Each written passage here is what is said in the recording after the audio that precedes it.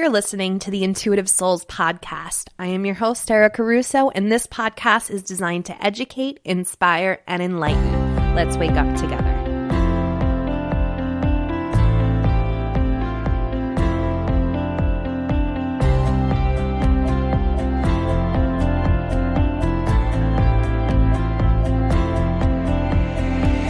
Hey guys, and welcome to the show. If this is your first time listening, welcome. I'm glad you made it here.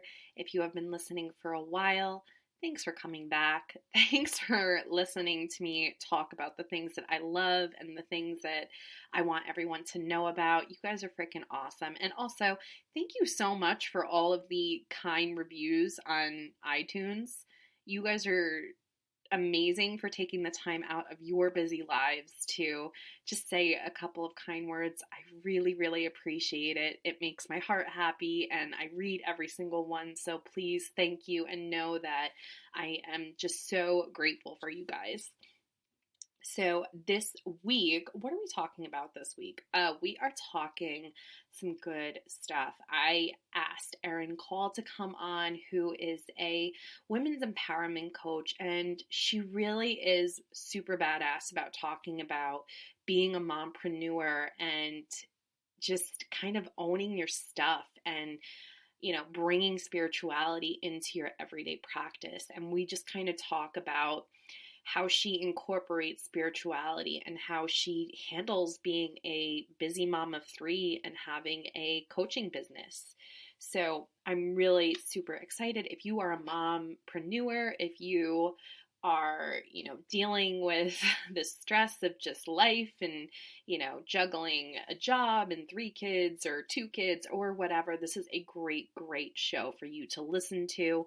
It kind of brings you back down. She's really good at just putting things into perspective. So this week, the essential oil of the week, I decided to go with yarrow palm, and it's all about energetic safety. Yarrow is a conduit. I don't even know if I'm saying this right. Is it yarrow? Yarrow? It's whatever. So I'm going to just say it's yarrow. And it is a conduit for light and creates feelings of emotional and energetic safety. It serves as an oil of protection by shielding individuals from negative influences that drain energy and strength. These influences may be from other individuals, world events, as well as unseen spiritual forces that may be at play in their lives. In this way, yarrow has the ability to dispel feelings of darkness that can overshadow individuals with anxiety, worry, and fear. So, as you can see, yarrow is a really beautiful essential oil. I actually have myself some yarrow. I don't use it often just because it is a little bit more on the expensive side. I'm not going to lie to you guys. It's one of the more expensive oils. So I use it when I need it because I'm cheap like that. But it is a beautiful essential oil, and it smells really good, and it just really, I like it when it's like one of those days where I just cannot seem to get in alignment, and no matter how much I meditate or, light sage or whatever, this is kind of like my last resort oil that I will, put in the diffuser or, put it on topically to kind of get me back to where I want to be. So let's go to the crystal of the week, and I decided to go with Damberite. And it is Damberite's a really pretty stone. It is a highly spiritual stone, and it carries a very pure vibration, and it works with our heart energy. It activates both the intellect and higher consciousness, linking into the angelic realms. Its brilliance comes from the cosmic light, and Damberite is sometimes found with a Buddha formation within the crystal that draws enlightenment with spiritual light. It smooths the path ahead. Wearing Damberite provides a light link. Guys, link. That's what I meant, link to serenity and eternal wisdom. Used in meditation, it takes you to a high state of consciousness and accesses inner guidance. I am tongue-tied today. It's an excellent stone for facilitating deep change and for leaving the past behind. So this is a beautiful stone for transition. Beautiful stone for transition. You know, if you're spiritually awakening, if you're, going into a new job, a new relationship, I feel like this would be like the number one stone to have around. And let's go to the Oracle card of the week. And I chose from the Power Animal Oracle cards from Stephen Farmer. And I pulled the Pelican card, and that is all about forgiveness. And it just says, it's a pelican, and it says, let go of your judgments. Do you guys notice how like the crystal and the Oracle card kind of coincide? I love when that happens, because the crystal is all about kind of like going into a new beginning, and the pelican is about forgiveness. So you're forgiving something, and then you are going into another place in your life, hence the Damberite. I love when you can coincide both of them. But yeah, so this is talking about forgiveness, and it's about, letting go of our judgments, letting go of the fear, letting go of anything that's holding us back from being our best selves. And, a lot of the times, and what I learned is that when we forgive someone, we aren't doing it for them. We're doing it for us. We're doing it for our own well-being. Because when we hold on to that guilt, when we hold on to that, resentment and that sadness that that person has caused us, it can really just energetically affect you. The hardest thing that I think that we all are going to have to do, I don't want to say all of us, but many of us are going to have to do in our lives, is forgive someone who isn't even sorry. And we're not forgiving them because they want to be forgiven. We're forgiving them because we want to let go and we want to walk away. So, just kind of learn to forgive, because it's just so important, guys. When there were people in my life that did some pretty mean stuff to me, and it wasn't until I realized that like holding on to this anger for them wasn't doing anything. It wasn't doing anything at all. It's like drinking poison and expecting the other person to have the effects of it. We have to learn to let go. And this is a beautiful, beautiful sign that, good things come from forgiveness. So let's go to the interview. Again, this is Erin Call. Really, really, really beautiful soul. And I just really like how she's so down to earth about, bringing spirituality into your life, and also learning boundaries and setting them, as you are building your business and building your family. So go ahead, listen to it, and I will talk to you guys later. Erin, thank you so much for coming on the show today. Can you tell us a little bit about yourself and what you do? Of course. Thank you so much for having me. Yeah. So, as she said, my name's Erin. I am a mom boss. I have a hubby. I have 3 kiddos. They are 11, 9, and 5. I've been in business for myself a little bit over 4 years. It's been kind of a transitional thing. I've gone from a brick and mortar business to an online business, now to coaching and mentoring women. I call myself a soul success and empowerment coach. And what that means to me is really helping women align with what they feel called to do in the world, really peel back the layers and own their truth. I feel like I need to trademark the term soul naked, because I say that all the time, but like peeling back the layers and getting soul naked, and allow yourself to be fully known and fully expressed in doing the work that you feel so passionate about, and empowering you to have the breakthroughs that you need to get there. Like mastering your mindset, stepping into your power and purpose is the foundation of everything that I do. And that starts, I believe, with mindset work, energy work, and radical self-love. Yes, totally. So have you been spiritual like your whole life, or is this something that kind of, you went into? That's really funny. I did a live interview last night and she literally asked me the same question. And I'm like, it's such a good question, you know? I think that I always was, and I didn't fully express it. I didn't fully know it. Like people would tell me like, you're kind of an old soul or you're wise beyond your years. And it's not that I was wise beyond my years. It was that I had this sense of a higher level of consciousness. And as I peeled back the layers and did that mindset work and that inner work and kind of tuned out the noise and allowed myself to like want to be fully known and expressed is when I really tapped into there's a higher power. There's this co-creation going on that if I am energetically aligned with, you know, who I am at my core, I'm a channel for my message. I'm a channel for all the abundance, you know, and that's when I really, probably in the last year, even just really tapped into it at a different level. Yeah. Yeah. So like, what does your day look like and how do you like incorporate a spiritual practice within your day and how does it help you in your business? Yeah, no, it helps immensely. If I don't do that stuff, I am like, so for me, my day looks like I get up before my kids. I mean, that is one practice that I implemented probably like 2-3 years ago, especially as a mom in business. I get up about 5:15. And the first thing I do is journal. I get my water, I get my coffee, I get my green juice, I drink it all, and I journal. And it's just really like allowing myself to connect inside before I grab my phone, grab my computer, start my day, do all the things, you know. I love putting pen to paper. That's a form of like self-expression, self-connection, spiritual, you know, digging, whatever you want to call it, that I have to do. I also meditate every morning, just like a guided meditation, 10-15 minutes, nothing crazy. And I go to yoga 4 or 5 times a week. And I started really like wanting to hone in on my yoga practice just in the last year.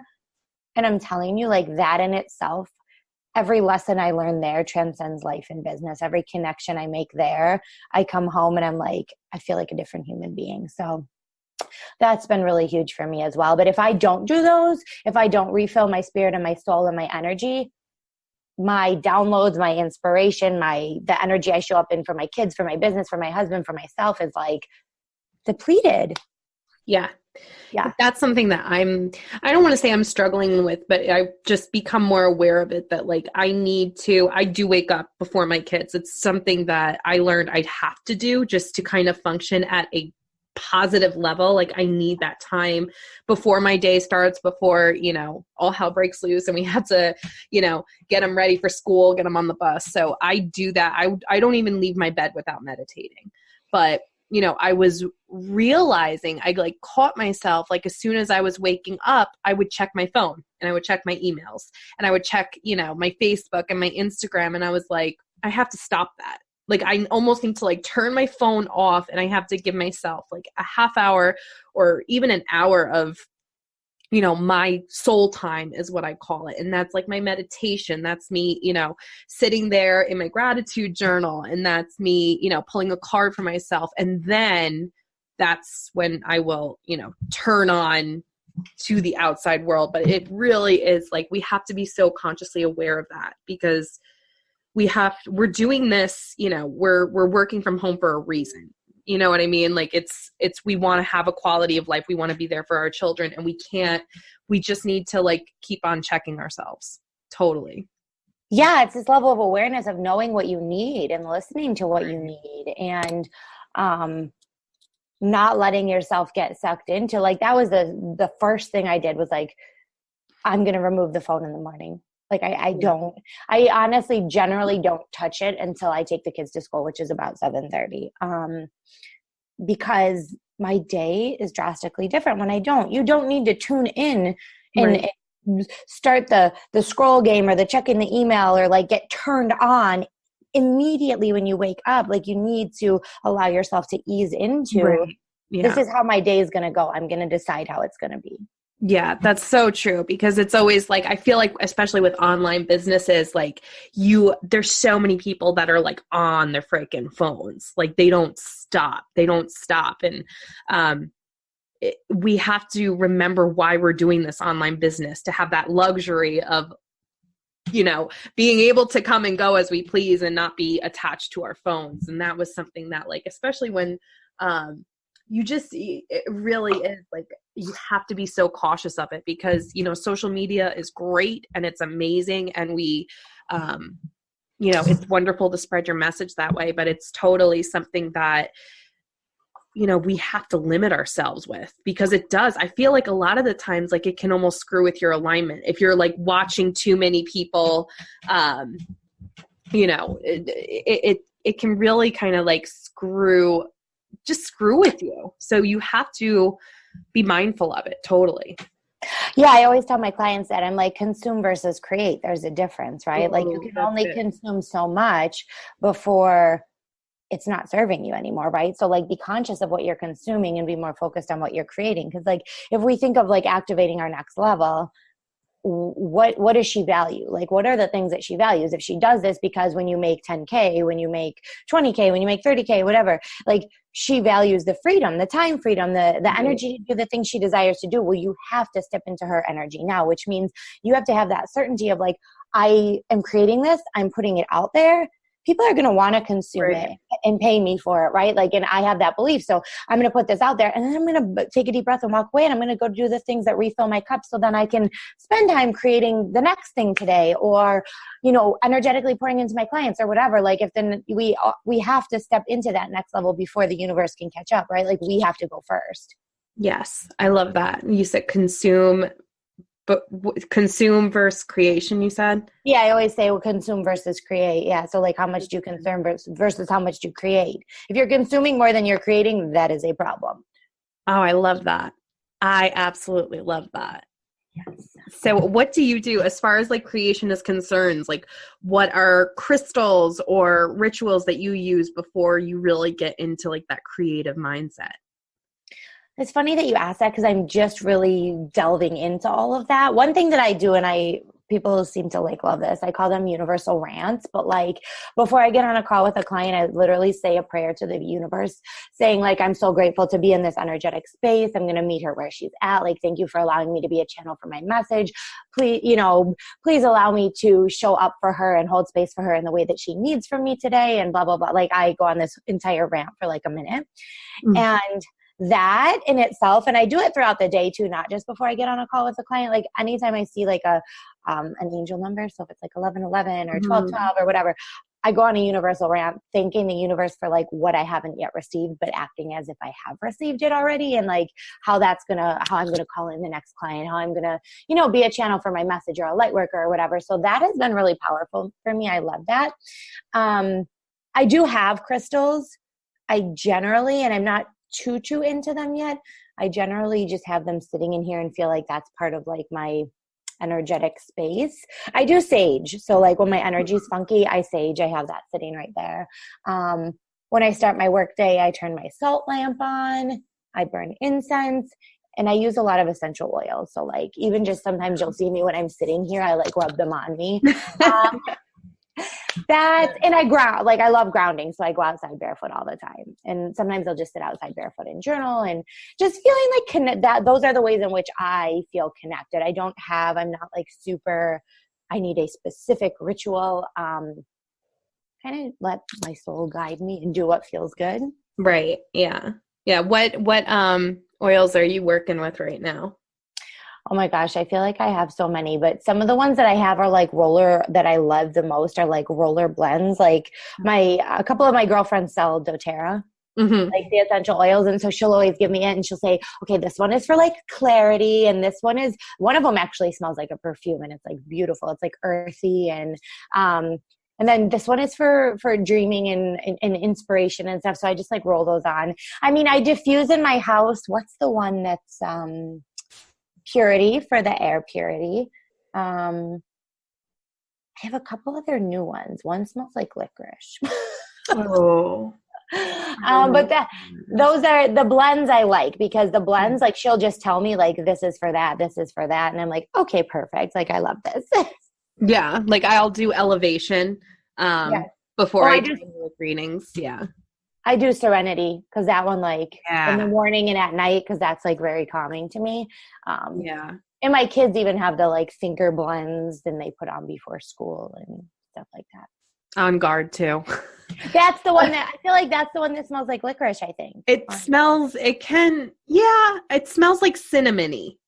Yeah. And there's a new one I got. It's called, I think it's called like a Rise or something. I don't know. But that one's like almost like peppery, but I kind of like it. I forget what it's for. There's so many. I'm just, so many. I know. So, as far as being a mompreneur, because there are just so many, I know you work with a lot of mompreneurs. What is something that you do to make sure that you have an even balance of energy between being a mom and a homemaker and a business owner? Yeah, no, that's so important. The first thing that I tell anybody and I know it might sound cliche, is you come first, because how you take care of yourself, how you choose to love on yourself, the things that you choose to give yourself time and energetic space for transcends everything. It's going to transcend your relationship, your business, your parenting. It starts with you, and it starts with how do you continually fill your cup. And that doesn't mean always pouring into your business. Of course, your business is important to you, right? But it means, like we talked about, the journaling, the going to yoga, the reading, the giving yourself time to infuse fun and play into your life, going on a date with your husband, or going to get a massage, or putting headphones on and dancing, or making sure that you are taking care of you first and foremost. And then, like I said, that's going to transcend everything, right? Then you show up patient for your kids, right? When you work on your business, you have these downloads and this inspiration, and then you feel great about the stuff that you're putting out there, and you are a magnet because of your energy for the clients that need your work, that crave your work, right? And then in that space, you're completely fulfilled. Then that transcends how you show up in your relationship and how you show up for your kids, because you are doing the things that fuel you. I was raised by a mom who thought, I never take a vacation. I never do anything for myself. I don't have time to go to the gym. I, pour into my kids. I iron my clothes. I clean the house, and I wake up the next day and do it again. And I was like, I will never live like that. Never, but I saw that. And so I think a lot of times what we see, we either duplicate it and replicate it, and it goes down generations, or we are so aware. And I feel like that's always been my intuition and my inner knowing. It's I was so aware that it didn't have to be like that, that I decided to completely just do the opposite. Yeah, that's something. Yeah. Sometimes we're so conditioned in our own living space and with our own families. My mom was the same way. She quit her job when she was 9 months pregnant with me, and she never went back to work. And, she said that her job was to be home and, be there for her kids, and just, and I really do understand that. And that's, something that I really hold dear to my heart, that she was able to do that for us. But I knew, when I decided to start a family, that there was something within me that I knew I wanted to help others. And I do feel like you just know, I think, when you are deciding to start a family and have children and stuff, you know that this is going to be very important to you, but there's going to also be other things out there that you're called to. Of course. Yeah. So that's definitely something that, we have to make sure that we're not being manipulated by our conditioning. Like you said, that was okay for my mom. That was okay for your mom. But we saw, our awareness and our consciousness was much different. And, you have to do something for yourself. And like you said, that self-love. And that's something I struggled with for so many years, is the self-love, making sure, you fill your cup first. And so many moms do that. So many moms, always put their family first. And I'm not saying that they're not important, because they are important. But if you are depleted and your energy is, not there, how are you going to show up for your business and your family? Yeah, you're not. It's going to be that rat race, that lackluster, well, this is how it's supposed to be. This is how it should be. I think we're conditioned to feel guilt. We're conditioned. Right. One of my girlfriends just decided to put her 3 little kids in daycare because she really just wanted to invest more time into her business, and she had guilt around it and a lot of stuff to deal with around it. And she did it, and now she's able to work her business in the way that she wants, and then show up for them, you know, in a beautiful way when they get home, because she is not constantly chasing her tail of, you know, and you have to decide whatever works for you. For me, like my last little guy started kindergarten this year, but when he was home with me, I had to get a babysitter.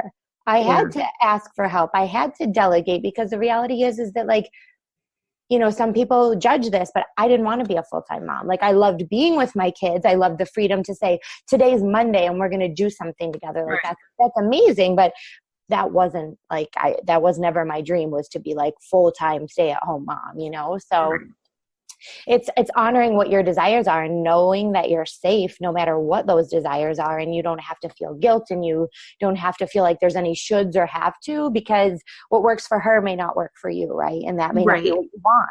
Yeah. Did you read Rachel Hollis's book? I did. Yeah. She talks about that. Like, you know, how, you know, just being a mom and being a working mom,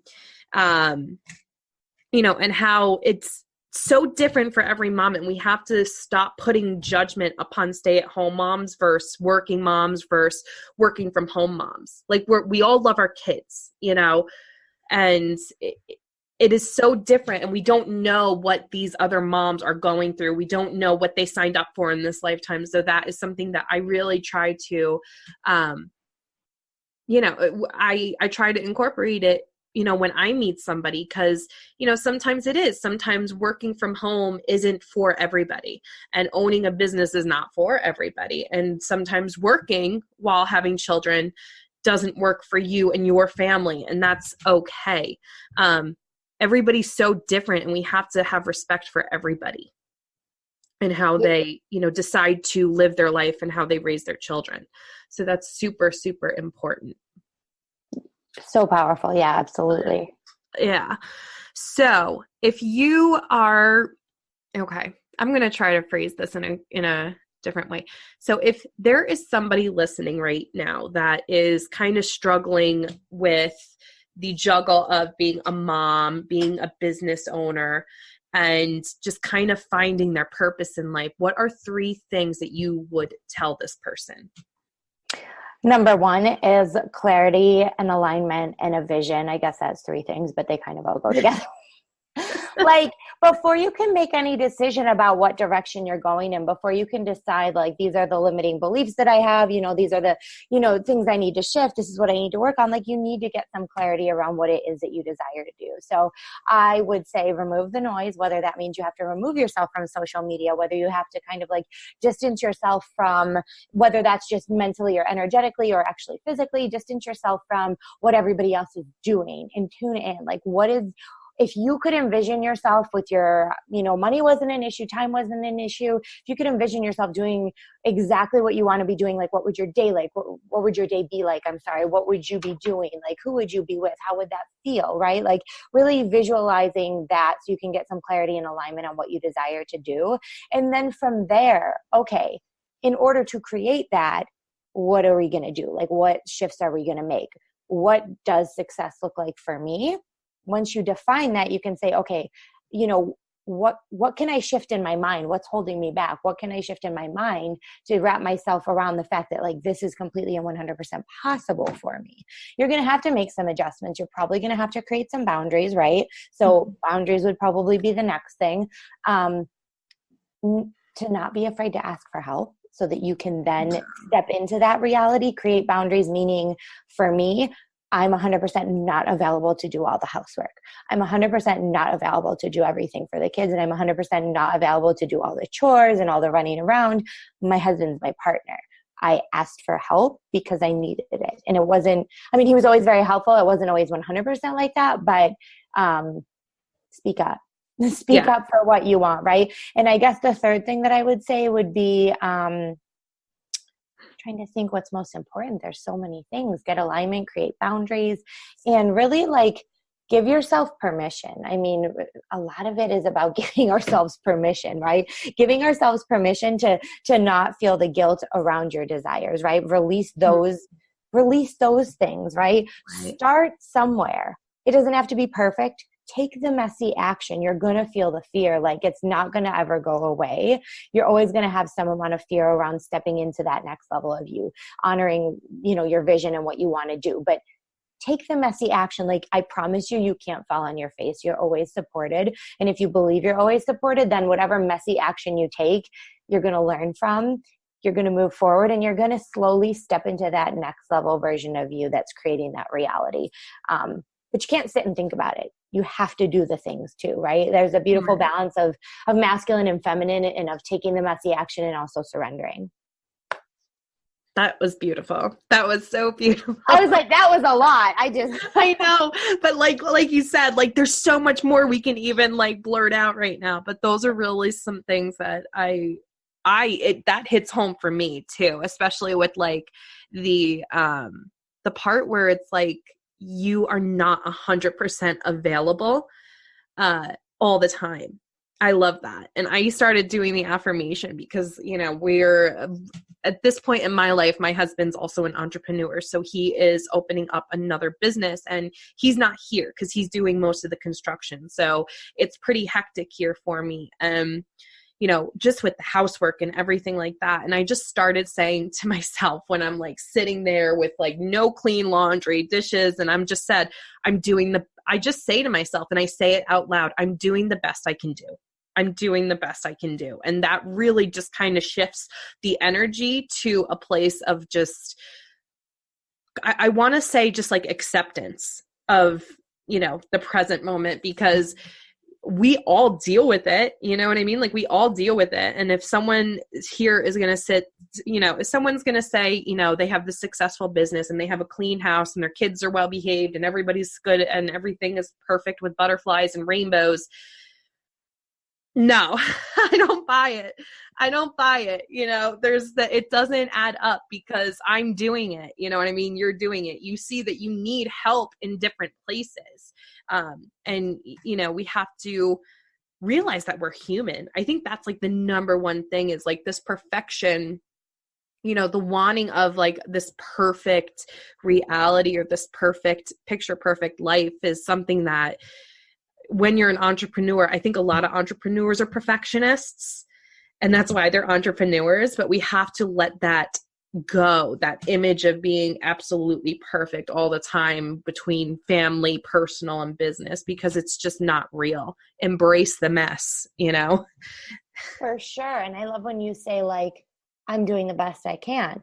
And even to like add on that, I'm doing the best I can, and the best that I can is more than enough. Like, it's more than enough, right? Like, my kids aren't going to remember that I had like 5 dishes in the sink and that they had to get clothes out of the dirty laundry or something. Like, I mean, sometimes in the morning the kids are looking for socks and I'm like, go find socks. Like, you'll be fine. It'll be okay. And it was also like, I think there's a lot of power in teaching your kids and allowing them to see this, because they become so independent. Like, yesterday I did a live interview at like 5:30 because she was East Coast time, and for her it was 7:30, so it was perfect. But for me it was 5:30. So what did I do? My husband got the kids from school. Then I picked my daughter up from running club, right? Then my husband had somewhere to go, and then he wanted to go to the gym. And I said, no problem. I made dinner, and then I said, okay, we're going to eat after my call. The dinner's made. You guys go play. You have to be quiet for like about 45 minutes, and mommy will come get you. Granted, my kids are a little bit older, so when you have little ones, it's different. But here's the thing is like, I started as an entrepreneur when my littlest guy was still nursing, and he was up all night, and he was 10 months old. And that's what I had to tell myself is I'm doing more than enough. The baby can sit on my lap while I'm working, and then I can take a breather and take him for a walk and do the things I need to do. Right. Like, and I can also ask for help, and I can also, the house doesn't have to be spotless. Or guess what? If you're in the space and asking for help means hiring someone to help you clean, that's okay too. There's no guilt around like delegating things either. Right. Beautiful. I love meeting another mom that's like, they get it. You know what I mean? Like, they get it. Like, we cannot show up 100% of the time at our best selves, whether it's, being a mom or it's such a balancing act. It's such a crazy balancing act. And like you said, like, the self-love, the self-care is the number one thing. And I know that when I take the time for self-love and self-care, and I make sure that I do it, I'm a better mom. I'm a better wife. I'm a better housekeeper. I'm a better business owner. So yes, 100%. Erin, thank you so much for coming on and sharing all this amazing content. Yeah, thanks for having me. I love sharing my passion, my heart, my soul, all the things. So I appreciate it. Yeah, thank you so much. And guys, if you want to check her out, I'm going to leave her Instagram, her Facebook, as well as her website on the show notes. And thanks again. And I will talk to you guys soon.